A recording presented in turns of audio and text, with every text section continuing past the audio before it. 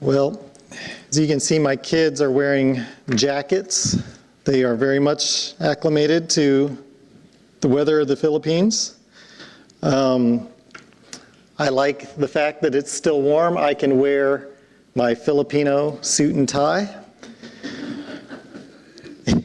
And once it gets colder, then I'm back to the American suit and tie. But for now, I get to wear this, and so thank God for warm weather. Like I said earlier, we are here to give a report so that hopefully it is encouraging to you, that you find some encouragement through your giving, what God is doing, and the joy that it is to be partners in the work of Jesus Christ. And not only with Jesus Christ himself, but with each other. And to that end, turn in your Bibles, if you will, to Proverbs chapter 19, verse 21.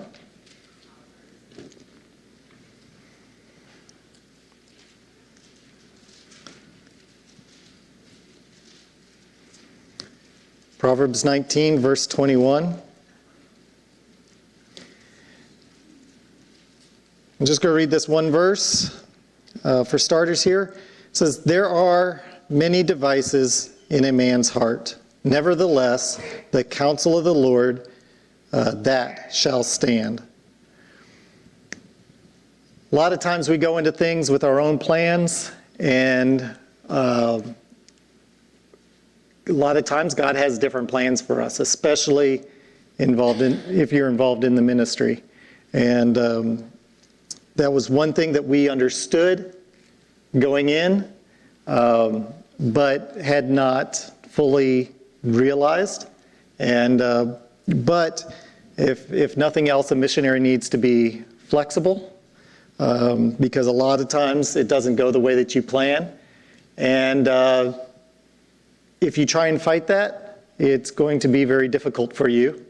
But if you embrace that, God can do some really great things. And if you remember, when we were with you here in 2017, we were talking about going and starting churches and working primarily with the people in the call center area, call center part of town. Young professionals who understood English pretty well, but worked on a American time table, so they were up all night, slept all day. And when we first got over there, we tried for a few months to do that. And we tried several different things, and nothing just seemed to gain any traction. We tried Bible studies. We tried even some seminars to get people into the Bible studies. But nothing quite caught on. And after being there for a couple months, we were approached by a pastor, a local pastor, who said he was having some very hard times with his little church there. Was not in that part of town. It was in a different part of town. But he said, I'm in this position. I haven't had any formal training, and financially we're hurting, and I don't know how long we can keep this up. And so he asked us for help, and we decided to pray about it, and we did. And long story short, we decided to partner with them, come alongside and help out with some of the finances. But at the same time, I was going to start training him through a 2-year program to better do his job of pastoring that church. Not only the theological part of it, but also the relational part of it, and working with people and understanding people, those kinds of things. All the things that had been poured into me getting prepared to do ministry, I was going to pour back into him. And so we agreed that for 2 years we would do that. We would help with some of the bills of the church, and until they could become financially self-supporting. And the idea was to be there for a couple years to help them out and then let them go, right? And so we made our expectations very clear at the beginning, and they were okay with that. Well, about a month and a half in, apparently that still was not quite enough, and that pastor said, I can't do this anymore, the stress is just too much, I'm going to quit. And I encouraged him. He asked me to take over as pastor of that church, and I encouraged him to stay on as an associate pastor because, again, we wanted to leave that church with a national pastor in 2 years, give or take. And I thought maybe doing that would take some of the pressure off of him so that he would be able to focus on those things, and he'd have some, time to recover from the stress and things like that.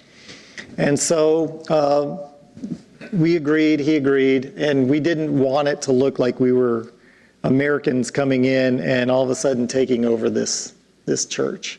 And so we kept him on as an associate pastor. And things went like that well for about a year. During that time, we also were connected with a ministry that this couple started this ministry, and basically she was a former teacher, and she started a couple-day seminar thing that was designed to teach biblical morality to teachers, with the idea that teachers would then learn that the gospel was very well presented in these seminars. And so the idea was to see hopefully some of them get saved, be able to take those things that they had learned and turn around and pour it back into the kids. So instead of going to the church and ministering to the students, you minister to the teachers who are then able to minister to the students. And so we, through some other people, got connected with them. They had a couple schools up in the mountains that no other pastor was wanting to do the follow-up with. They have a follow-up program after the seminar, kind of a mentorship thing. And no other pastors were wanting to do that, travel up into the mountains and do that with these two schools. And so we agreed to do it, and between the two schools we would do one each week. So 1 week we would go to one, the next week we would go to the other, and back and forth. And so we would do Bible studies with them.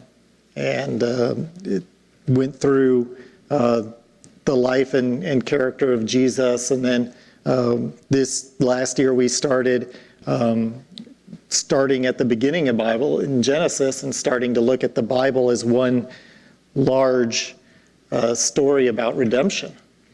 And it's been very rewarding. The teachers enjoy it. They take time out of their own lunch to come and sit and listen and participate in that. And so things were going very well. Things were going very well. In fact, we had, you saw me in the video baptizing there in the ocean. We had several get baptized, and our first baptism service was there in the ocean. And the further along we got in the service, the rougher the waves were getting. And I almost got re-baptized a couple times simply by gravity and rough seas. But it was good. We were really excited about that. It was just a great experience. We also had a vacation Bible school last year over there, and many young people, students got saved. And it was a blessing. We were seeing the church start to grow, not only in their maturity, but also in numbers. The finances were good. We had money in savings.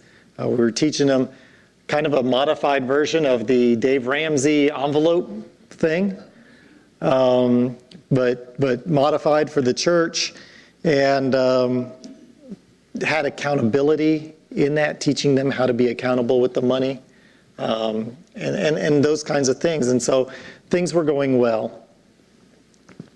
And then last year, exactly a year ago, we hit what I have now begun to affectionately call Black September. And it was a time that I had, for a few weeks, had been teaching out of James, first book of James. And I am not sure I will ever preach out of James again, because God decided to see if I was going to practice what I preached. And let me just read something here, kind of introducing that. In James chapter 1, verses 2 through 4. James chapter 1, verses 2 through 4. James says, "My brethren, count it all joy when you fall into diverse temptations." Sorry, that copied wrong.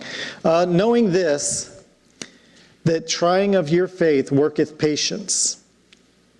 But let patience have her perfect work, that ye may be perfect and entire, wanting nothing." Basically, James is saying, be joyful when trials come into your life, when hardship comes into your life. And did we have a lot to be joyful about last September? It started with our personal lives. We started having car problems. We got our car washed one day, and apparently while they were using the power washer on it, they hit a sensor loose or something like that, and all the lights were coming on, and the brakes started locking up without me pressing the brake pedal. And I wasn't sure I was going to be able to get the car to the auto shop, because it was that crazy. But God allowed us to get to the dealership, to the Subaru dealership, to get our car fixed, because we had already had a mechanic come and look at it. He couldn't figure out what was going on. So we ended up having to take it into the dealership, and they were able to do it, but they needed the car for a few days. And at that same time, we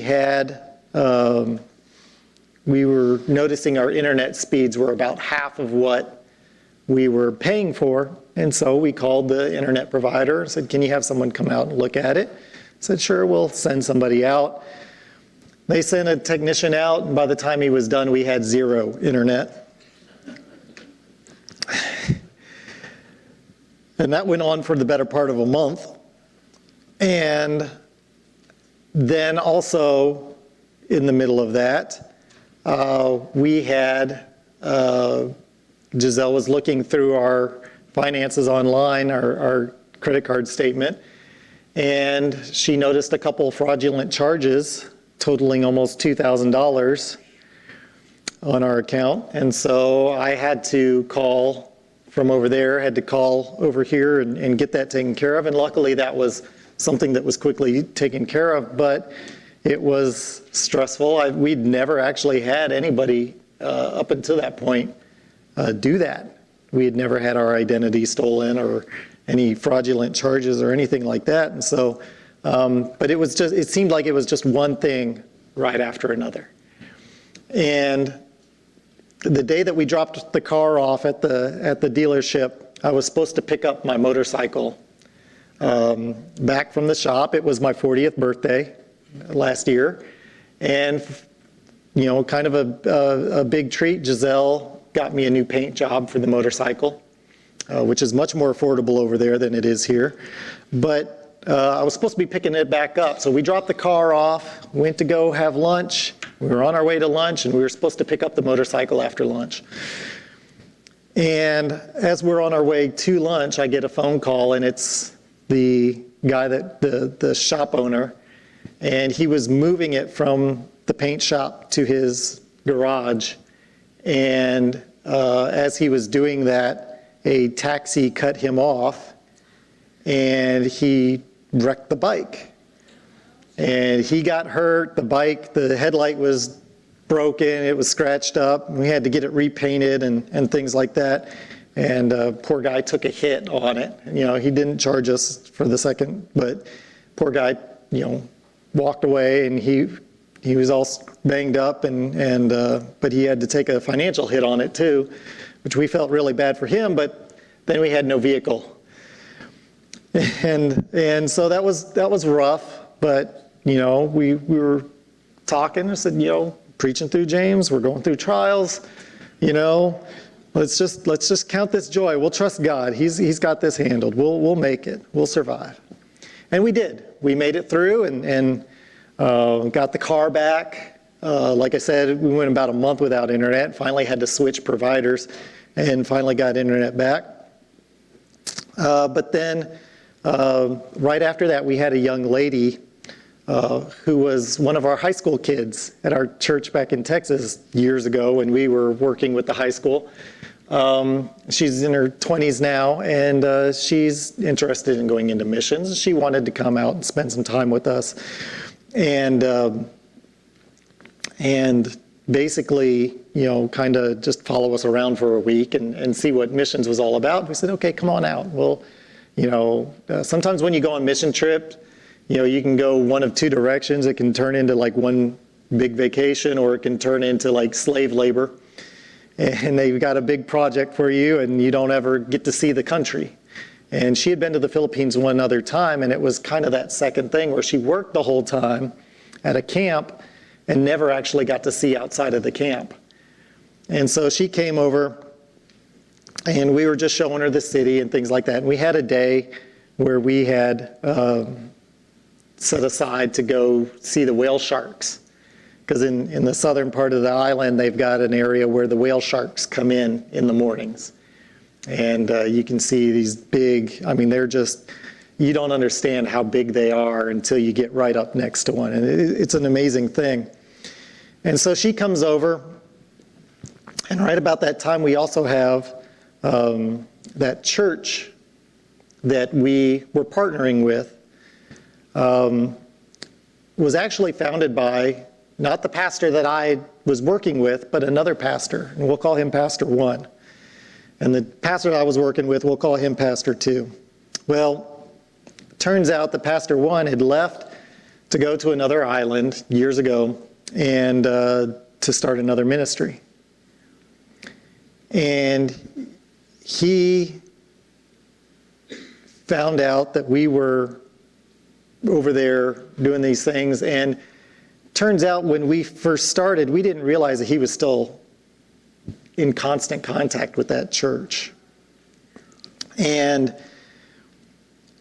what he had noticed over the year was that less and less that church was turning to him and asking him for his opinion on this and his opinion on that and how to handle this and that. And he didn't care for it. And so basically he came back and he told us in no uncertain terms, this is my church, and I don't want you to be the pastor of it. And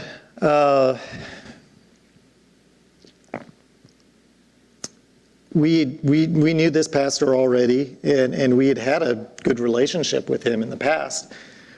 But we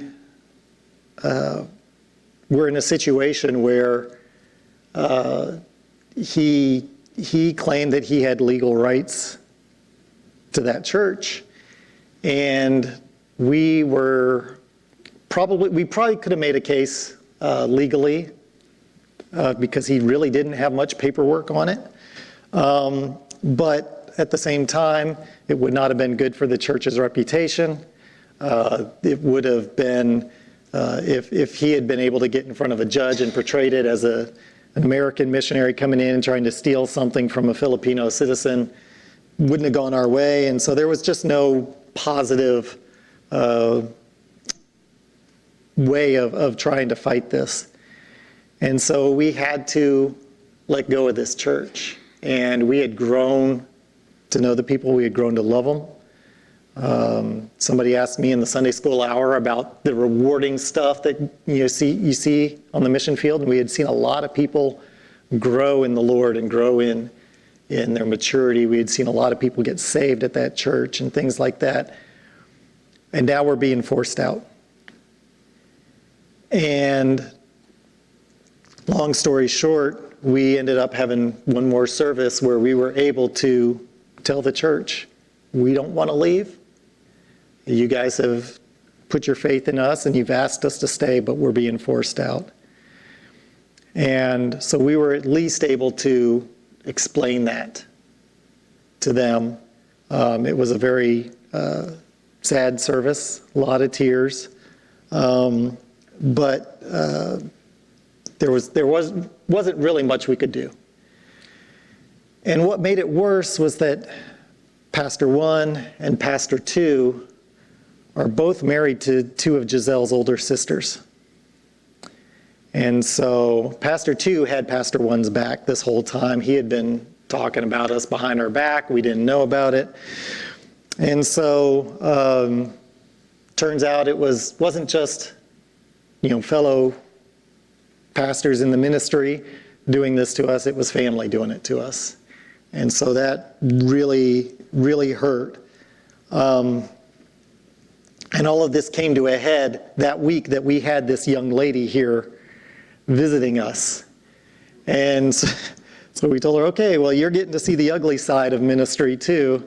A lot of times missionaries will come and we'll talk about all the good stuff about the mission field, how great it is and how much we love it and all the good stuff that's going on. And we kind of skipped over the bad stuff, right?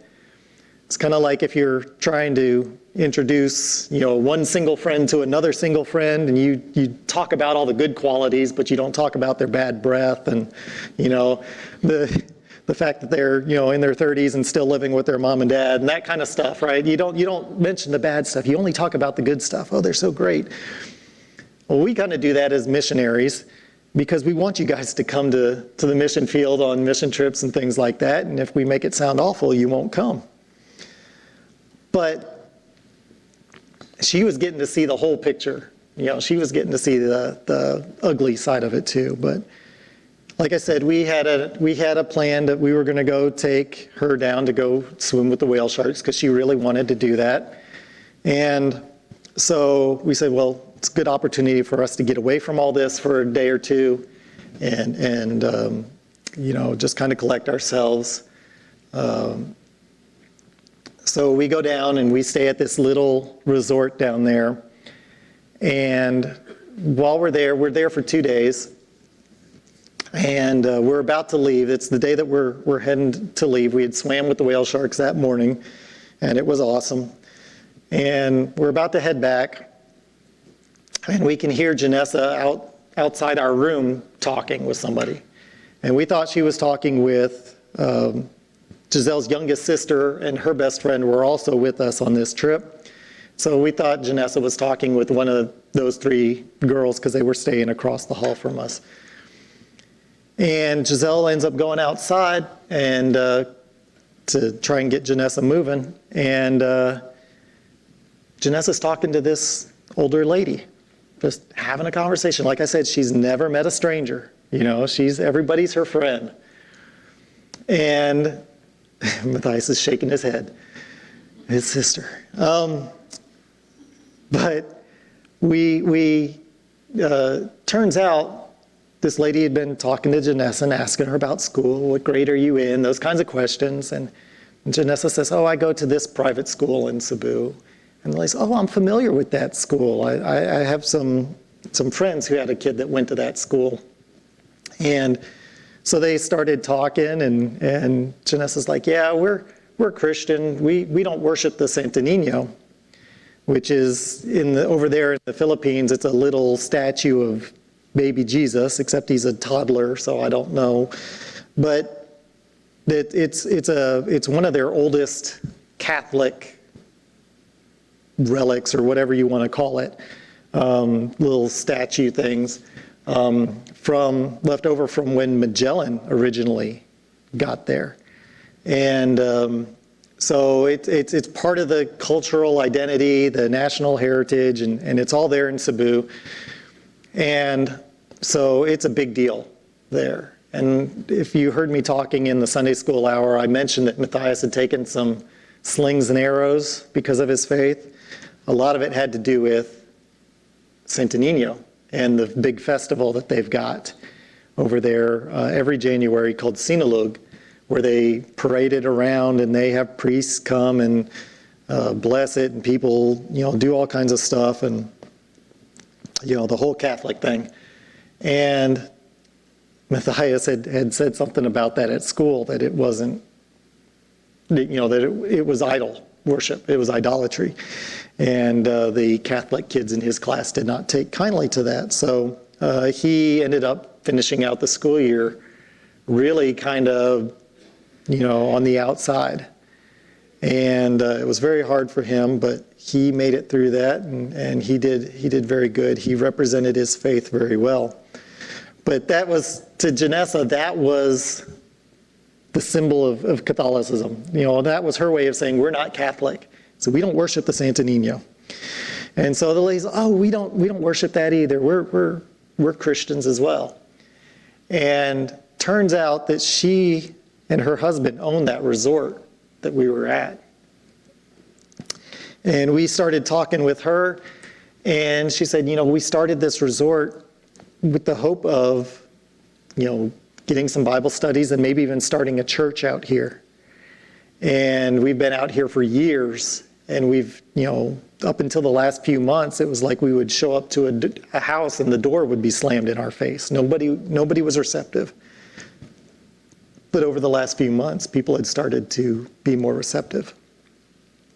She also said that they could not get a pastor to come down there and start a church, or to make the trip down there to do Bible studies. And they had tried, and if a pastor was going through, they would do it, but they would not make a point of coming back. And so when she found out that I was a missionary, she asked, well, would you do a Bible study for us tonight?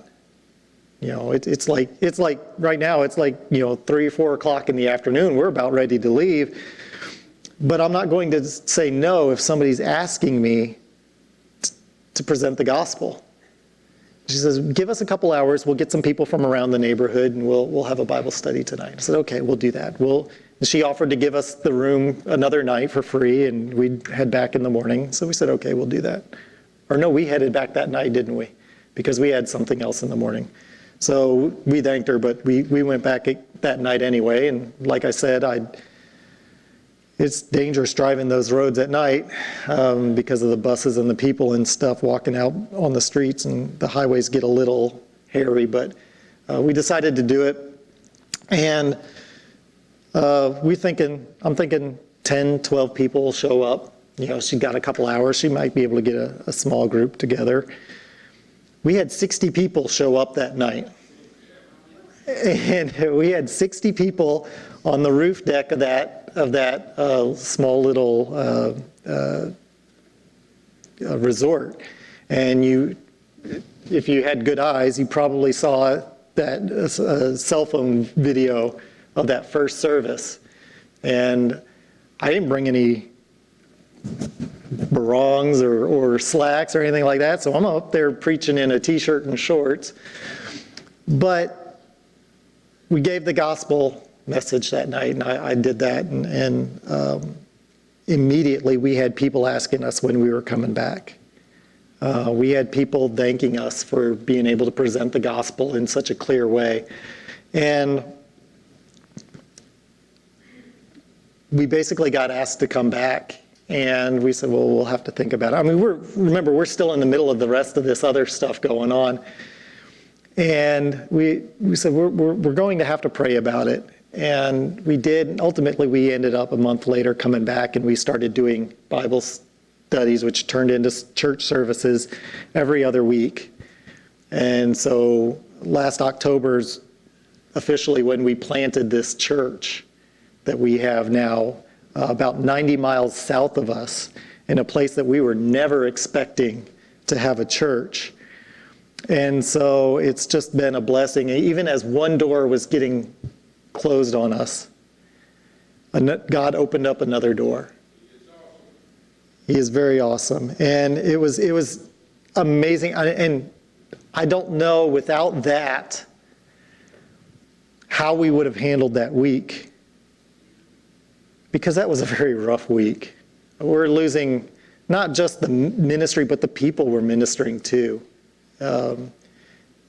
Children, teenagers, adults, all had come to look to us and for guidance and direction and prayer and comfort and all these things.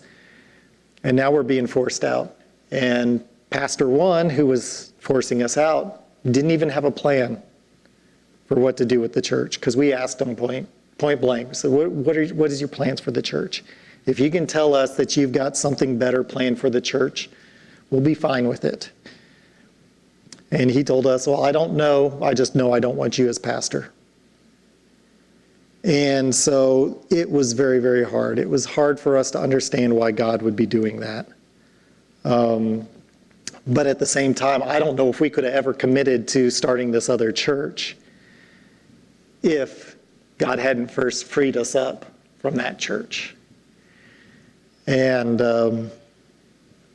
so even in the middle of all those trials, God gave us hope, and people were praying for us.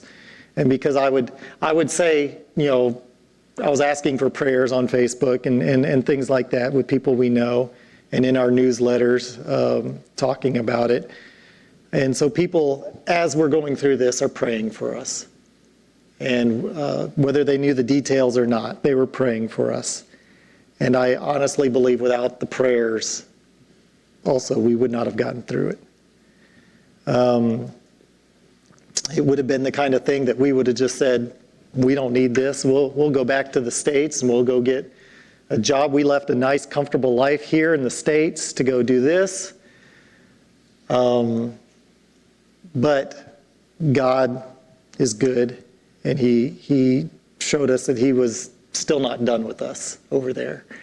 And so we planted this church, and it's been a good church. And I talked about that in the Sunday school hour, that we've been meeting out in a parking lot that's owned by this couple, because we couldn't continue to meet up, upstairs, because that's where they have their little restaurant and people go up there and eat, and that's their business. And so we've been meeting in a parking lot with no roof and doing that. And we were able to raise money to buy another piece of land and build on it. But then the coronavirus hit, and that money has not been able to be spent. It's just sitting in an account right now, waiting for us to get back over there and build a church. But God has also been good about taking care of that church when we haven't even been able to be there physically since March. We have not been able to meet with our congregation since March. They had roadblocks up and travel restrictions, and the kids weren't able to leave the house for 4 months. In fact, if we were still over there, they still wouldn't have been able to leave the house at this point. Anybody under 20 years old or over 60 is on house arrest, effectively. And even the people who are able to leave are able to do so in a very limited manner. And so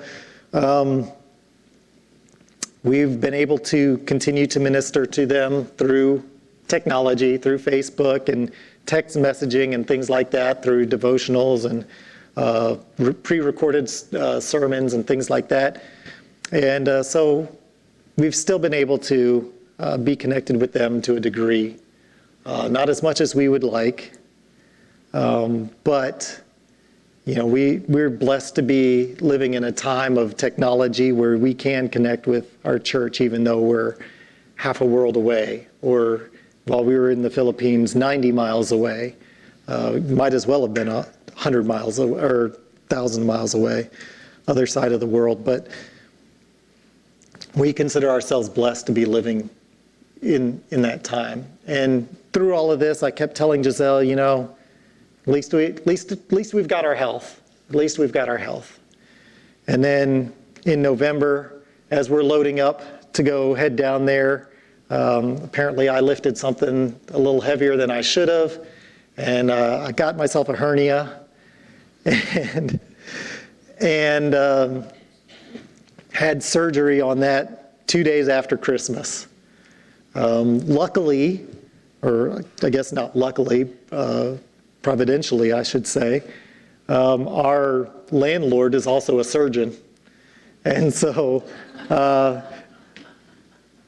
he had extra incentive to keep me alive too. Don't mess up in the surgery or you'll lose your tenant. You won't get my rent. But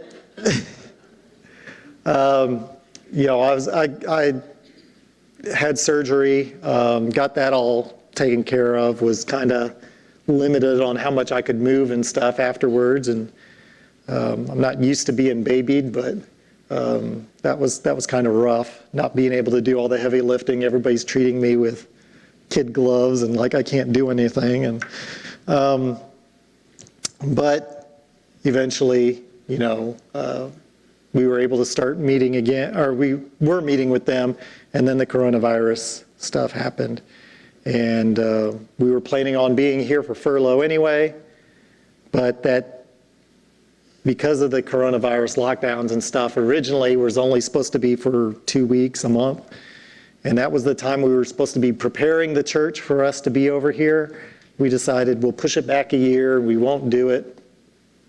Well, 2 weeks turned into a month, turned into 2 months, turned into 3 months. And just as things were starting to ease up on the restrictions, they had a second wave and everything went back to square one.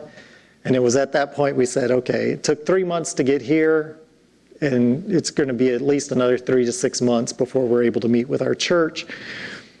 So we might as well make the most of our time and take that furlough after all. And so we came over here, and it's been interesting trying to do furlough while a lot of churches weren't even sure if they were meeting on Sunday mornings. Most of them are now. But, you know, when we first got over here, we had some that were still doing online only and some that were meeting and some that were doing a hybrid or things like that. And so it's been very, very interesting trying to plan any of this during this time because we don't know what we're doing and the churches don't know what they're doing from 1 week to the next sometimes. And but God has been good to us, and we have been able to connect with several of our supporters. As we were coming over, and Pastor, you mentioned California restrictions. Once we arrived in California, boy, it felt like we were in a whole different place. Those restrictions didn't seem so restrictive to us. We were actually able to go to a restaurant and eat. There was a Denny's just a block down from our hotel, so we went and ate Denny's for the first time in months. So the kids were like amazed, they were finally out of the house and breathing fresh air. But another interesting thing is that as we were driving, we flew into LA and we decided to drive from there to Texas because it's a lot cheaper when you're talking 4 people to rent a car and drive that distance than to buy 4 plane tickets and fly.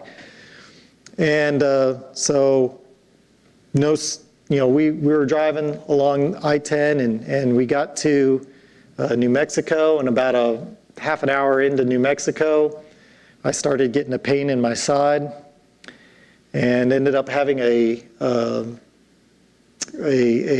kidney stone all the way through New Mexico. Because at the time, New Mexico said, if you stop here, you're on quarantine for 14 days. So Giselle and I decided we were going all the way to Texas, and we stopped at the first hospital we got to, first emergency room, once we got into Texas, that we could find, because it if you've ever had a kidney stone, they're no joke.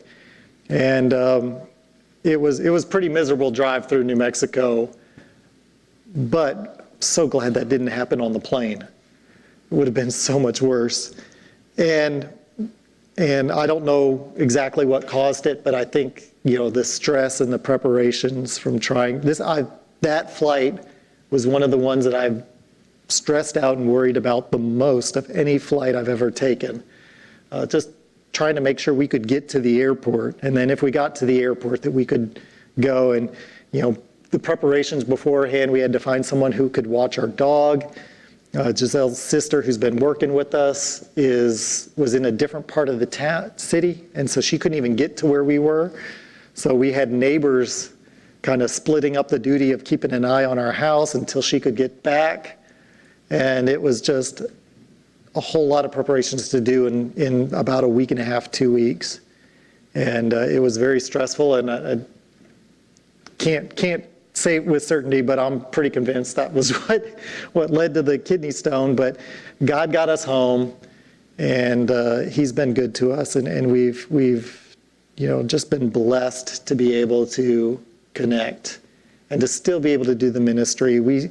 From time to time, we get videos and stuff from that church, and we got one a couple weeks ago with the kids waving at us and telling us they missed us. And it's been a real blessing. But, God's plans are not our plans. There is no way I would have planned any of that. But God knows what He's doing, and He knows what He's doing way better than we do. And we have grown in our faith. We have grown closer as a family, as a ministry team, all as a result of everything that happened in the last year. And God has seen us through every little bit of it. And it is so important that we get the prayers that we get from our supporters like you. We drive 90 miles each way when we go to this church every other weekend, and that takes gasoline, takes fuel, and so the finances too. It's not cheap doing ministry necessarily, but because of supporters like you guys, we have been very, very blessed to be able to do that, to keep it up, and to make it through those hard times. And so I want to say, on behalf of our family, on behalf of our ministry team there in the Philippines, and on behalf of the church there, thank you so much for everything you guys do for us. We appreciate it so much.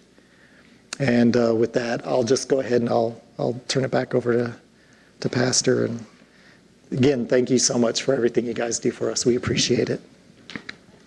Thank you, Brother Jim. Yes, sir. Why don't we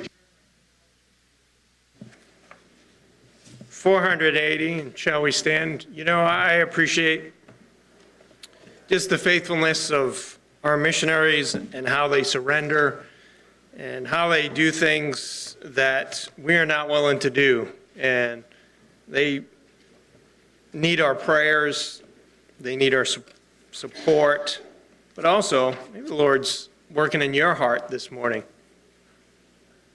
Maybe for missions. Say, oh, I'm too old. You're not too old. Can you breathe right now? You got that right? That means as long as you have breath, you can always be doing something for the Lord. And so why don't we turn to 480, only trust Him. If the Lord's spoken to you this morning,